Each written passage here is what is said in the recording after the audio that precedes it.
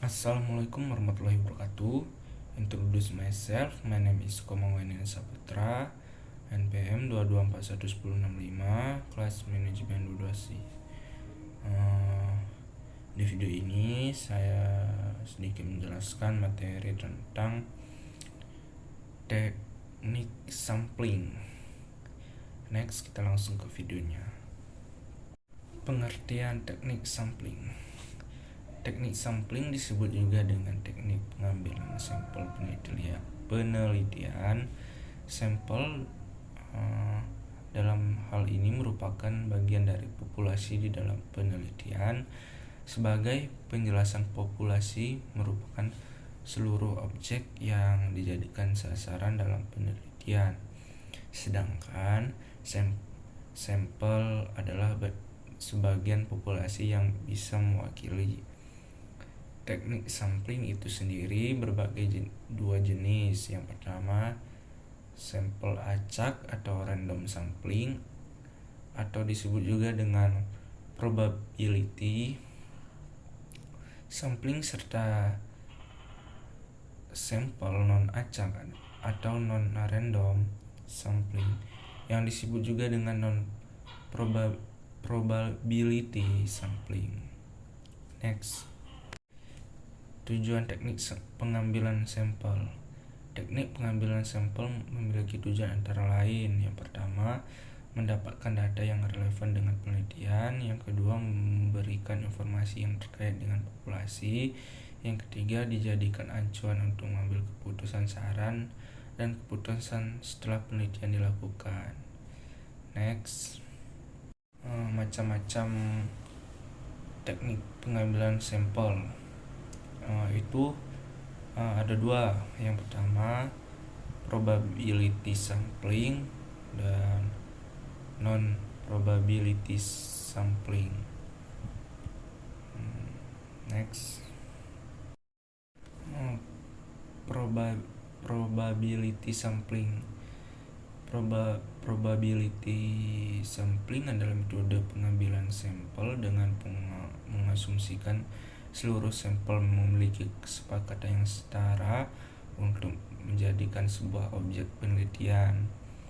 Teknik ini merupakan teknik pengambilan sampel penelitian kuantitatif. Probability sampel ini berbagi menjadi 5 jenis. Yang pertama, pengambilan sampel acak sederhana, sampel random sampling.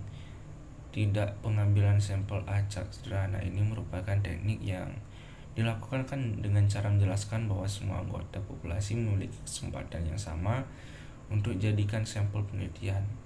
Cara pengambilannya adalah dengan angka undian.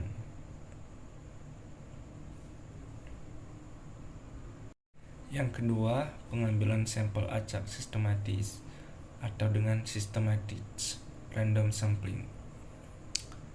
Tipe kedua adalah sampel acak secara sistematis sesuai dengan pola tertentu.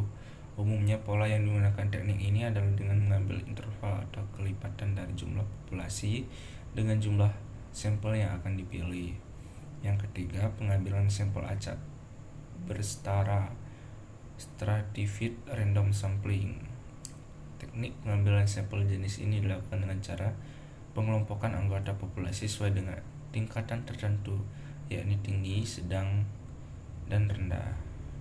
Next, yang keempat itu ada pengambilan sampel acak berdasarkan area, cluster random sampling. Teknik mengambil sampel ini ditentukan dengan berdasarkan kelompok suatu wilayah dari populasi penelitian. Teknik ini akan pengelompokan sampel sesuai dengan wilayah anggota populasi.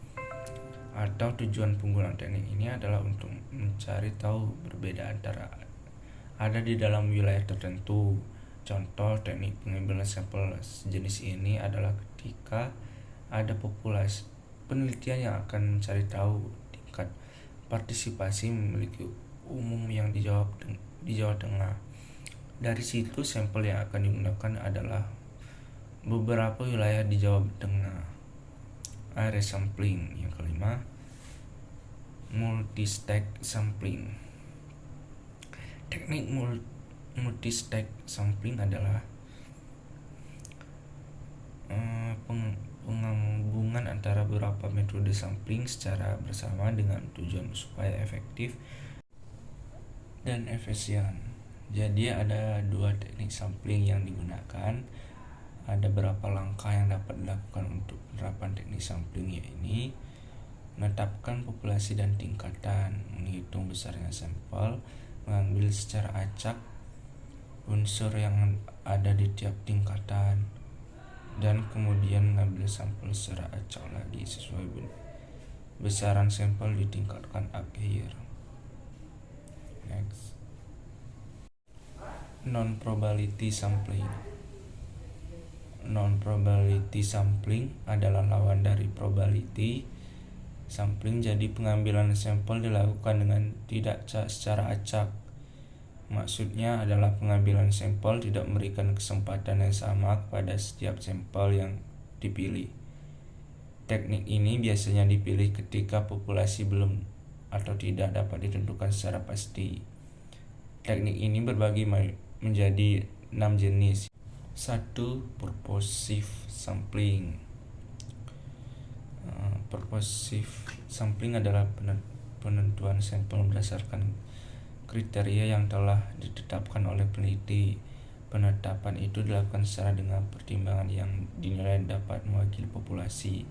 Teknik sampling tipe ini bisa dibilang menjadi salah satu teknik yang paling banyak digunakan dalam penelitian, sebab teknik ini cenderung menghasilkan sampel yang berkualitas. Hal ini itu karena penelitian sudah menentukan sendiri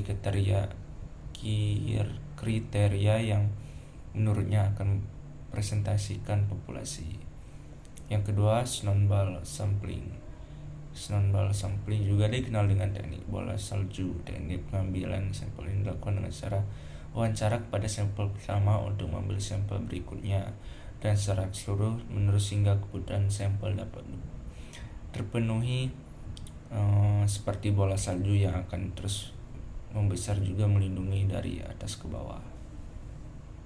Yang keempat ada accidental sampling. Accidental sampling adalah teknik pengambilan sampel yang bersifat lebih insidental. Jadi sampel yang diambil sesuai dengan orang yang memang kebetulan ditemui oleh peneliti. Jadi misalnya adalah penelitian terhadap kepuasan konsumen, peneliti bisa menggunakan pembeli untuk dijadikan sebagai sampel penelitian. Namun teknik pengambilan sampel jenis ini memiliki kekurangan, yaitu berpotensi. Namun teknik pengambilan sampel jenis memiliki kekurangan yang membutuhkan waktu lebih lama dan responden yang didapat memiliki karakteristik yang bersifat acak. Yang keempat, kuota sampling. Teknik pengambilan sampel ini adalah dengan cara menentukan jumlah sampel penelitian lebih dulu. Misal dalam sehari penelitian menetapkan harus mendapatkan 10 sampel untuk diteliti.